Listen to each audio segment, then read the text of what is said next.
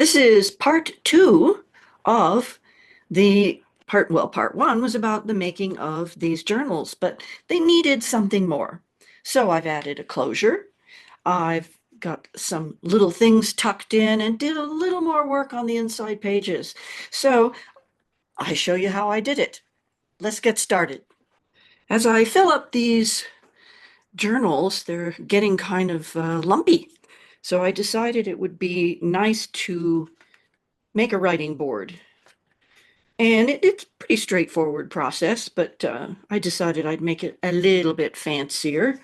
So here's all I did was I have my paper ready to go, so, and I have a piece of chipboard, cardboard from the back of, a lined pad sort of thing.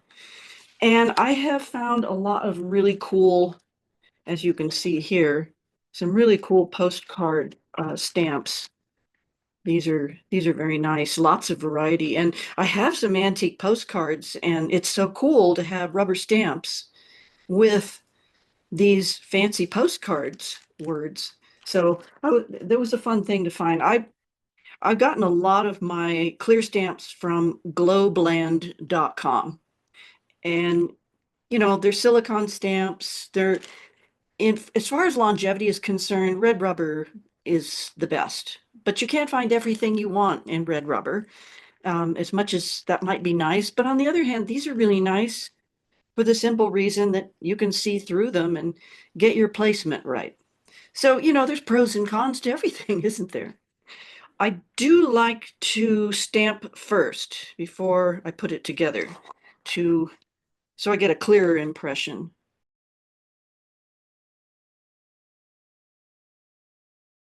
All I did on this one was use a ruler and a pen. But I think on this one, I will use one of these, one of these fun finial shapes.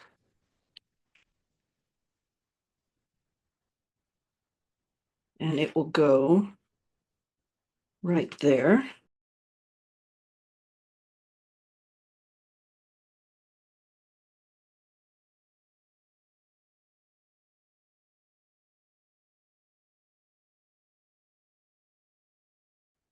I'm keeping these scraps, and I'm going to show you what I did with those. But I'm treating this just like a journal cover.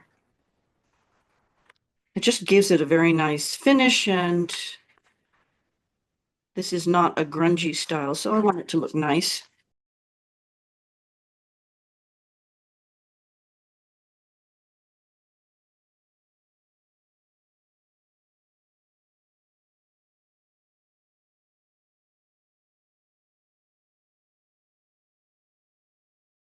Brayer is sometimes an extra handy thing to have.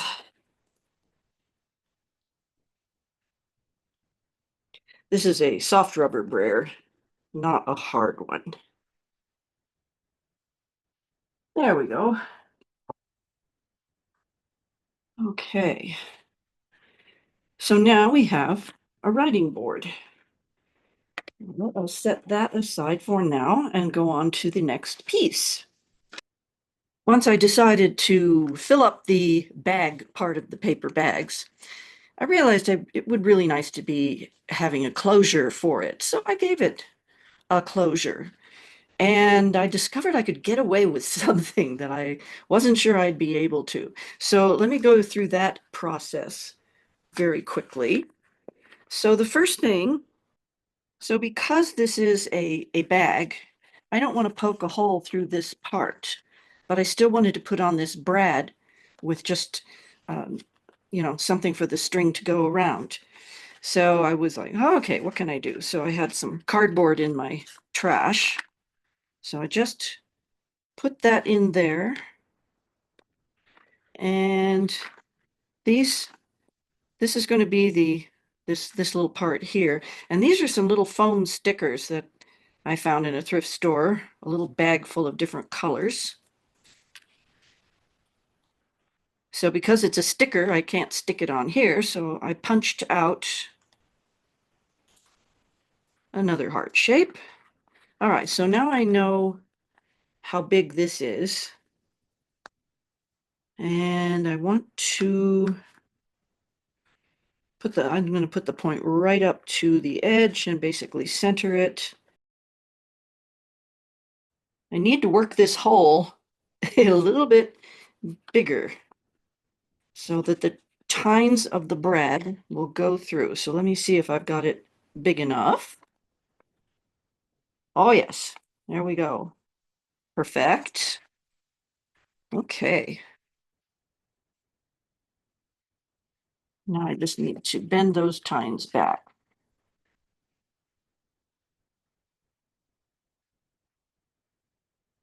And cover them up with some artist's masking tape so that whatever gets put in there won't get stuck on those legs of the bread.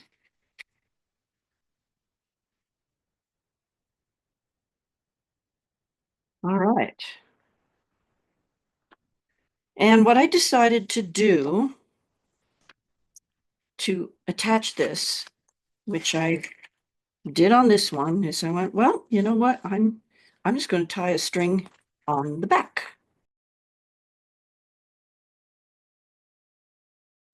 And then I wanted to add just a little something extra. And it just so happened I had a little bag with a few of these heart-shaped beads, but I only had one pink. I only had one pink. So the second one is going to have to be white, which you can see in there. But I want to cut enough length here for me to play with. I don't want to cut it too short. So this is where it gets really fussy. Now, one of the things that I found out was I do have some beading needles, but these little seed beads have such a tiny hole that I can't put the beading needle through the hole and this thread doubled over. So then I thought, well, I wonder if I can feed just the thread through. So what I did, and it worked. So let me show you. First thing I did was I took a little bit of the craft glue.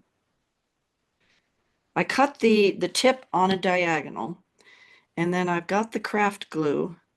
And what I'm doing is I'm working the craft glue into the fibers of this cord.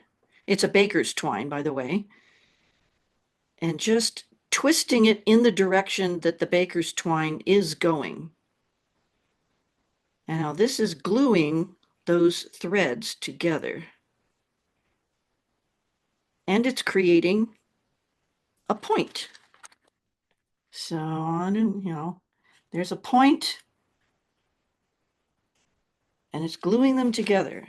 Now, since this glue dries fast, I don't have to wait very long before I can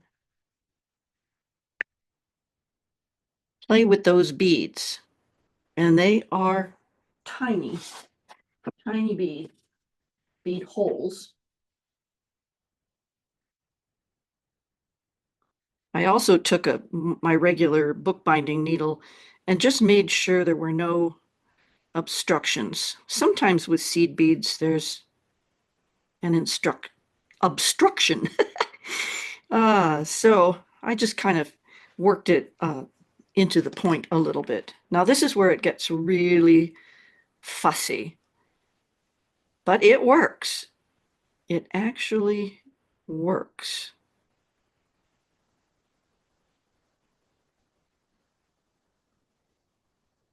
I am rotating the bead on that piece of baker's twine. That I did it before, so I know I can do it again. It's just a little bit finicky because it is an exact fit. The glue is still a little sticky, so I'm going to let this dry and then I'll come back. All right. For some reason, it took a little longer to to really find four little beads that I could actually feed onto this baker's twine. So I've been fussing with it for a little while, but I got 4 on. I had to find beads. You know, apparently the internal hole could be a little bit um, smaller on some than others. But anyway, I got them on there. So now they fit so tight. All I need is one small knot. And that is it. Whew. Okay. Now I did go ahead and trim it down just a little bit, but add a little bit more of the glue just so that the fibers wouldn't unravel. And that's just, that was just a choice. It's not essential, but I'm glad I did it because I think these closures look really cute. Okay, so now that that's done, we need to do a little more. And I wanted to mention on this pulling the thread through the bead, once I could see the little tip coming out, I used a pair of surgical clamps to grab a hold of that string and pull it through. This is a very handy tool, especially if you do embossing, because it hangs onto your card and keeps your fingers away from the heat. So I feel like I need I don't know, just a little book plate. That's what it's called, a book plate on there. So there's a nice picture frame stamp.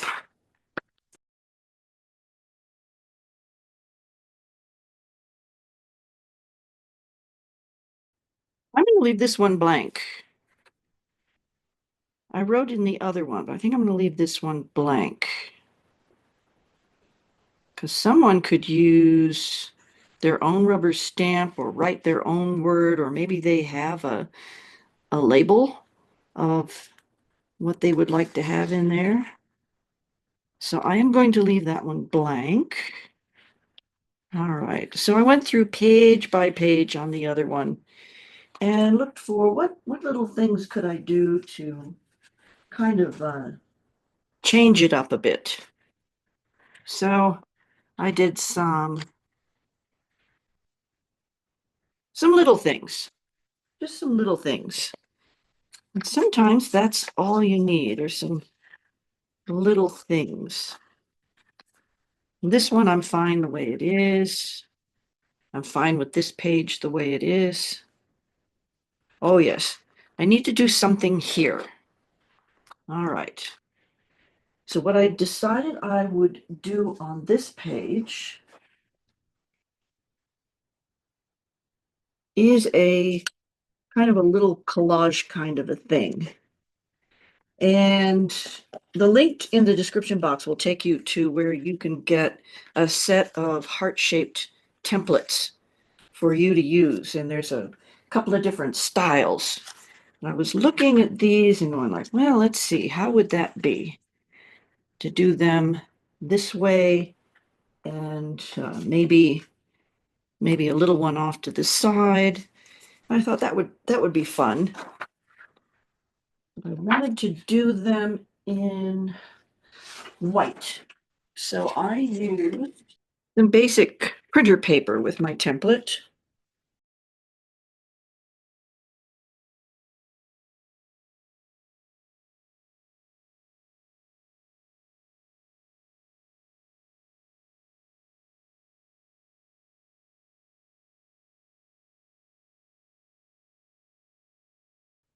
And what my thought is on this page with adding those is that now you have journaling spots.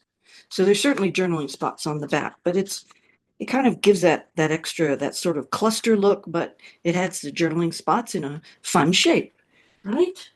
So let's see, what do we want to do with the next page?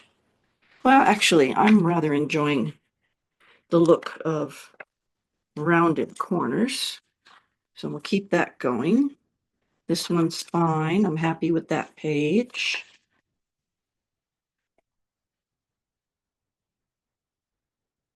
I don't need anything else with this one. This is such a pretty paper. I think I'm going to leave this one alone, but I can definitely do something here.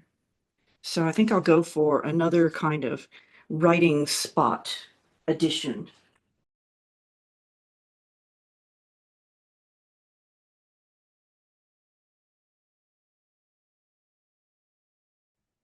Okay, that's not enough. Got to do something else here. Let me see what I have left in my scraps. That maybe. Oh, here we go.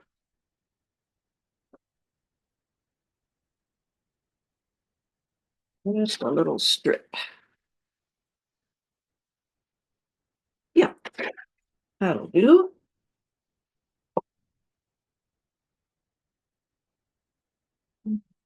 And we'll go ahead and ink those edges. Keep losing things. All right, so what do we need? We need about that much.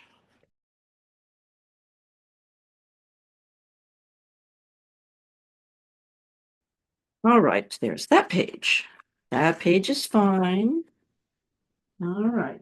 Do we want to do anything here? I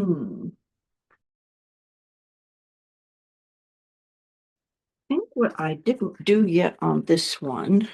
Yes, I'm going to do this. I have this punch where I can punch the corners. Yeah, can do it on some of them.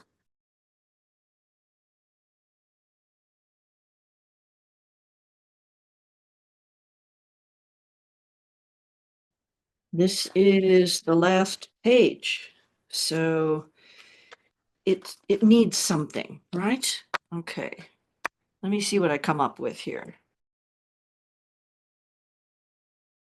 Well, I'm going to go through the whole thing, see if we need anything else, and then we will do another flip through of both journals and see what we've got.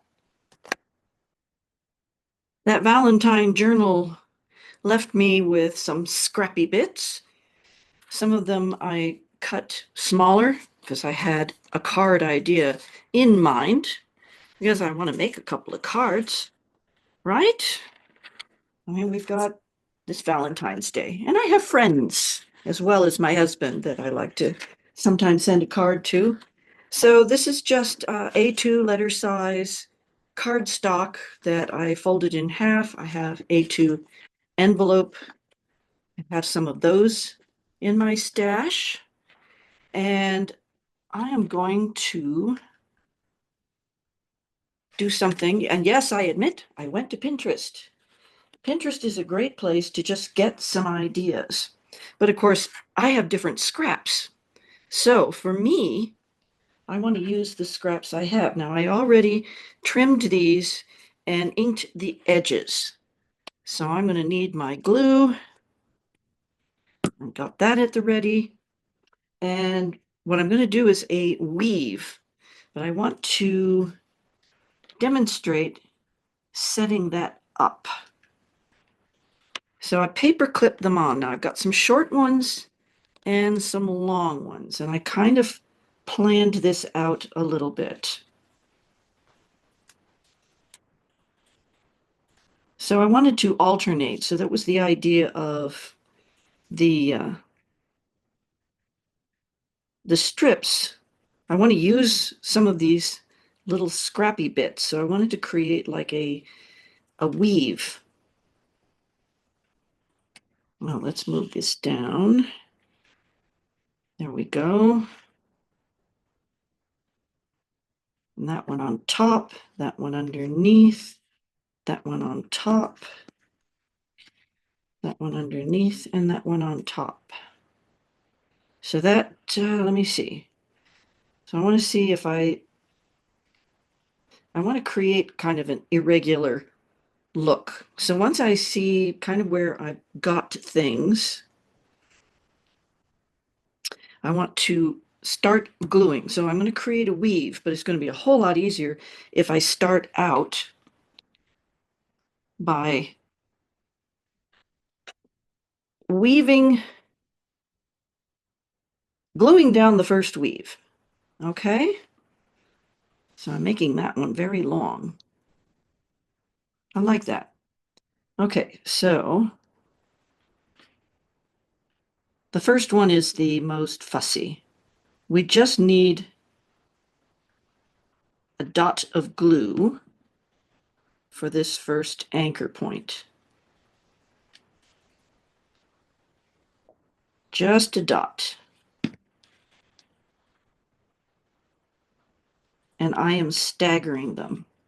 This is just a fun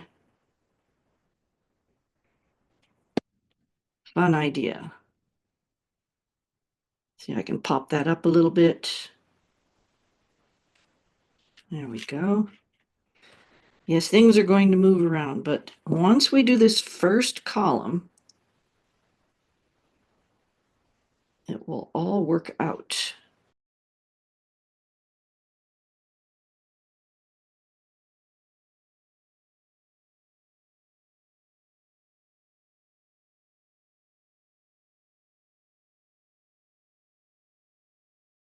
Okay, now that we have that,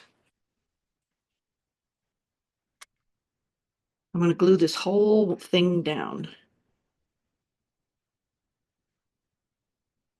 But just the vertical. Actually, we can do these little side tabs because they're not going to go anywhere now. Okay.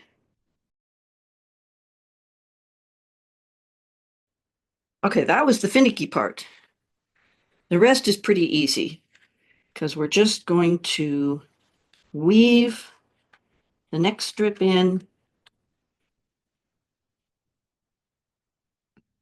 get it where you want it, and then all you have to do is lift these upper ones up. You don't have to worry about the bottom ones because this is all going to get anchored in place. And then we just do the ends.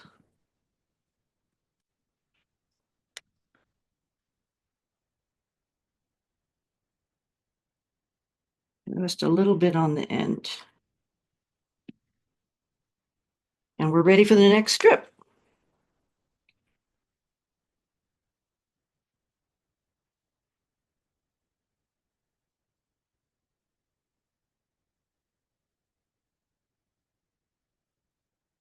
Same as before.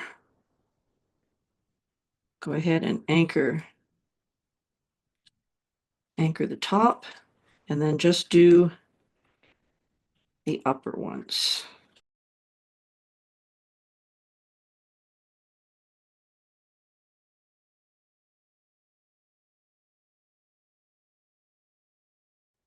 And now you want to anchor down every strip.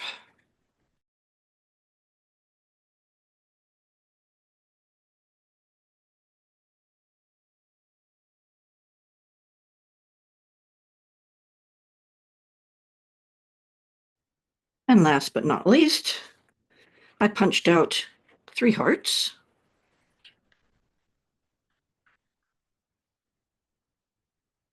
This one from some recycled packaging.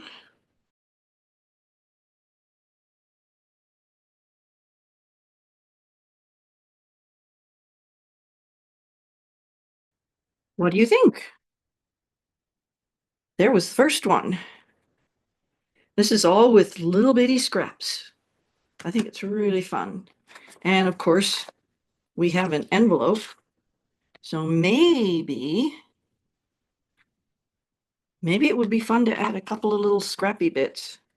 You just want to make sure they're glued down super well because everything goes through the post office is automated now. So you wouldn't want it to get all torn up. But this could be really cute.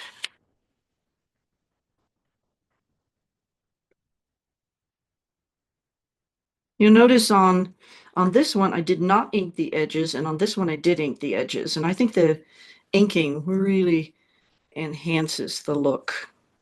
So maybe we can do,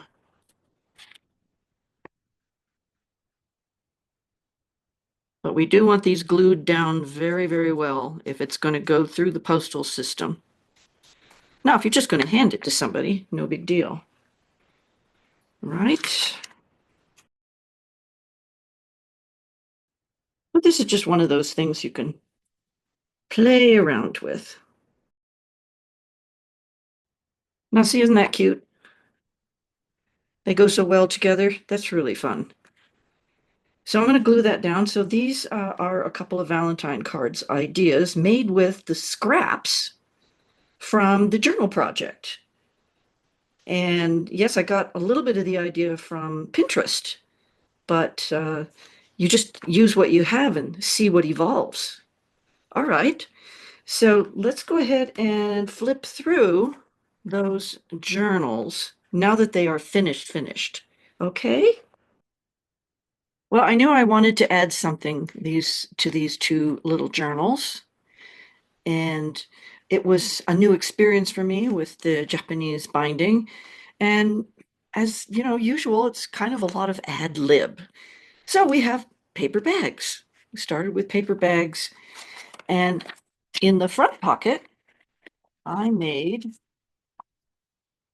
two postcards. I have the rubber stamps to do that, to make them fun, and these could actually go in the mail. But I would suggest that if they were going to go in the mail, if you make something like this, it would be a very good idea to do some Mod Podge over the front for sure. And it would be really good to do the writing and just do Mod Podge over the whole thing and then apply a real postage stamp. And the reason for that is because everything in the post office is so automated now and fast moving, and you've got to be really precise with your address and the stamp, and everything has to be just right. Otherwise, it gets rejected by the computer machines, the scanners.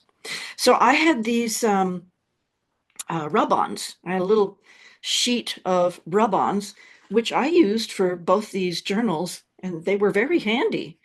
But, you know, obviously you could print something out on the computer as a layer or use rubber stamping or things like that. I like how these came out. So I haven't done anything like that before, so this was a fun experiment. And these are just punched shapes, and these are from the templates that I am offering. So those go in this front bag, which since it has two sections, you put one in one section and one in the other, and the little flap goes over. In this one, I just hand wrote Love Journal in the book plate. So we'll just flip through quickly because I didn't change a whole lot from the original, that first video. I did do this collage bit of heart shapes to add the some writing space.